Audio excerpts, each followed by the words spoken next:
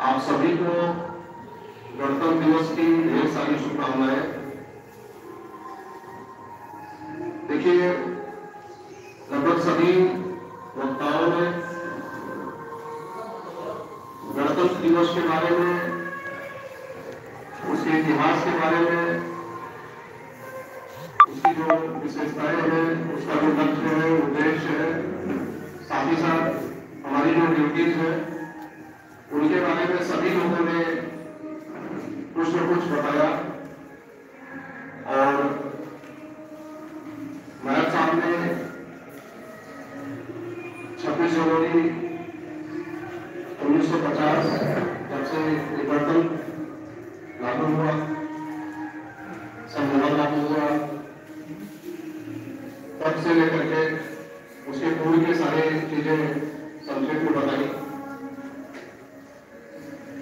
वास्तव में गणतंत्र दिवस हमारी परंपराओं, वर्तमान जो परिदृश्य है और भविष्य का जो भारत है, इनके बीच की कड़ियों को जोड़ता है।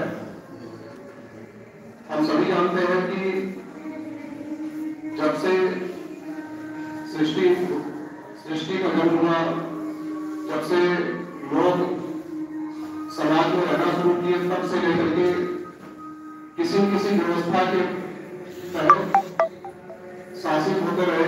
कोई ऐसी व्यवस्था बनाई गई कि लोगों में एक सामंजस्य बने।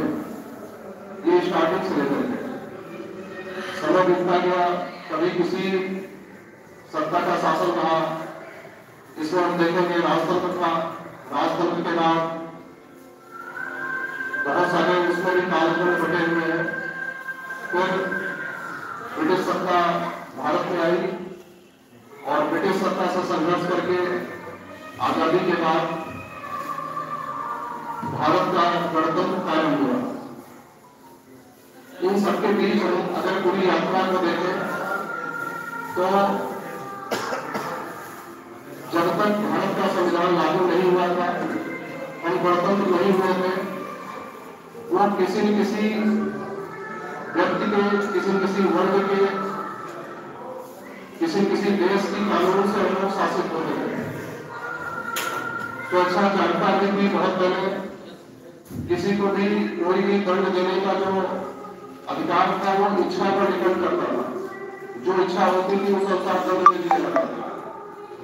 लेकिन जब भारत का संविधान लागू हुआ, और आप सभी जानते हैं कि ये विश्व का सबसे बड़ा लिखित संविधान है, जिसमें पूरे विश्व की जितने संविधान थे उनसे जो सबसे अच्छी बातें थी वो भारत के परिवेश के अनुकूल बना करके उनको भी शामिल किया गया। और एक सबसे जो खूबसूरती है संविधान की कि पूरे भारत में विधि का शासन लागू हुआ। यानी कि भारत में जो व्यवस्था स्थापित की गई वो किसी एक व्यक्ति, वर्ग, समुदाय, धर्म, जाति से शासित नहीं होती है, बल्कि भारत का संविधान सर्वोपरि है। और जो उसमें व्यवस्था दी गई है उसी अनुसार पूरे भारत की संरचना है, और उसी अनुसार पूरे भारत में जो लोकतंत्र है उसका गठन हुआ। ये तो वो चीजें हैं जो हम आदर्श रूप में देखते हैं, जो एक संविधान के रूप में भारत में स्थापित कर देखते हैं गणतंत्र के रूप में। आप सभी जानते हैं कि हमारे यहाँ जो राष्ट्रप्रमुख निर्वाचित होते हैं, और यही इस गणतंत्र की सबसे बड़ी विशेषता है।